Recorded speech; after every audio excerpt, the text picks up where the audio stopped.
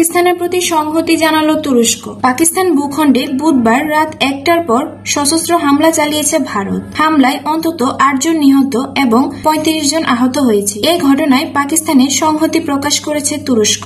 বুধবার ৭ মে তুরস্কের পররাষ্ট্রমন্ত্রী হাকান ফিদান পাকিস্তানের পররাষ্ট্রমন্ত্রী মোহাম্মদ ইসহাক দরকে ফোন করে এ ঘটনায় উদ্বেগ প্রকাশ করেন এবং দেশটির প্রতি সংহতি প্রকাশ করেন, যেখানে তিনি পাকিস্তানের সার্বভৌমত্ব লঙ্ঘন করে এবং নিরীহ বেসামরিক নাগরিকদের হত্যার বিরুদ্ধে পাকিস্তানের প্রতি সংহতি প্রকাশ করেছেন। এ সময় তিনি আঞ্চলিক নিরাপত্তা পরিস্থিতির অবনতি নিয়ে উদ্বেগ প্রকাশ করেছেন। উভয় নেতাই পরিস্থিতির উপর ঘনিষ্ঠ সমন্বয় বজায় রাখতে সম্মত হয়েছেন। এদিকে পাকিস্তানের প্রতিরক্ষামন্ত্রী খাজা আসিফের দাবি, ভারতের মিসাইল হামলার জবাবে দেশটির 5টি যুদ্ধবিমান ভূপাতিত করা হয়েছে। মার্কিন সংবাদ মাধ্যম ব্লুমবার্গকে দেওয়া সাক্ষাৎকারে কয়েকজন ভারতীয় সেনাকে যুদ্ধবন্দী হিসেবে আটকের দাবিও করেন তিনি। তামান্না তাসনিম, মিনিট টিভি।